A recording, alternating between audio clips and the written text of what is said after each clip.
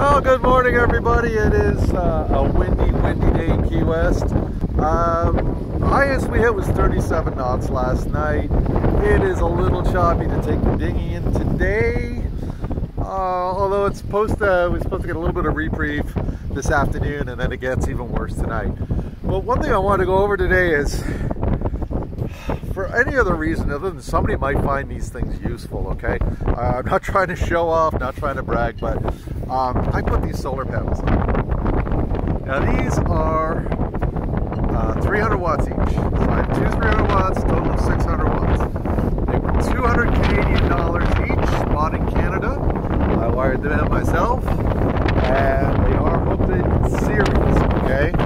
And then the wire goes down through there. Now, I was going to show you how everything's hooked up because there's a couple breakers involved, but that involves me tearing apart my quarter berth, and I'm not going to do that, but I will show you a couple things that I did do and how I did it. So we have two solar panels up there. It's just 1-inch stainless steel tubing. We used a pipe bender like you would electrician would use. Okay, you can rent one from Home Depot, and there's, you know, just regular stainless steel fittings, and then they're also braced on the back end on top of the davits there. Okay, somebody needs more on that, I'll show you. But this is what we use for a charge controller. So this is the EPEVER. Really cheap. I think it was about 150 bucks. Okay, now the reason I have this one is because this was the first one I installed, and because it was so close to the engine, these screws here, you got to be really careful to keep them tight. And you see there's one missing there. Now this thing still works, by the way. The wire came loose, the screw came loose, and then because the solar panel puts out, I don't know, something like 67 volts, this is what happened. I keep it because it will work in a pinch. The thing is this, the one we're using, is buried underneath the quarter berth. It's a pain in the butt to get to, and to read the screen is impossible, you know, because it would be a pain in the butt. So there's two ways that you can read this thing. The first way, and the first thing I did, was I bought this little unit here. This little unit is a Bluetooth, so you hook in with an Ethernet cable to the bottom here into the COM port, and you download a pretty flaky little app on your cell phone or your tablet, and you monitor your batteries that way. I did that for the first year, and when I bought this one, that came with this controller here. Now, this is obviously not the app, so we're no longer Bluetoothing, and this just is again connected by an Ethernet cable to the unit underneath. But this is really handy. So first of all, it's nice at night because it can backlit, so it shows you can read it at night. Right now we're making 67.4 volts, which makes sense because we've got two panels in series, remember? So, you know, they're putting out 33 volts each. We're charging at 6.4 amps into our battery bank. We got a little happy face. I don't know, it's just fun to look at maybe. Waste of screen, but our batteries right now are charging at 13.7 volts. The load doesn't really mean anything because we don't actually hook up the load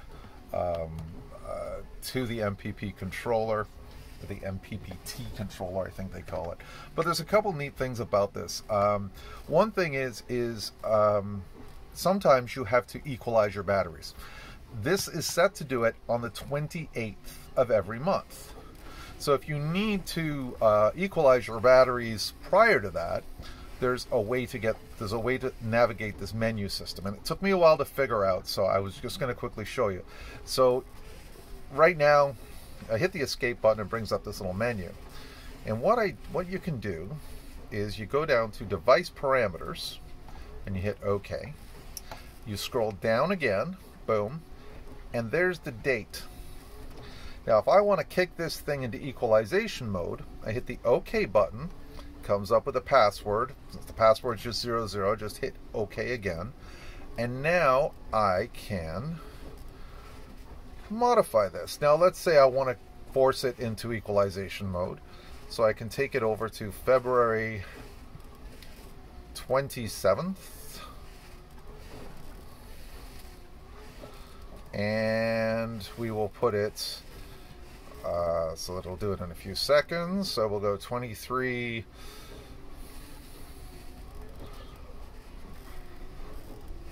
You get what I'm doing here, I'm sure.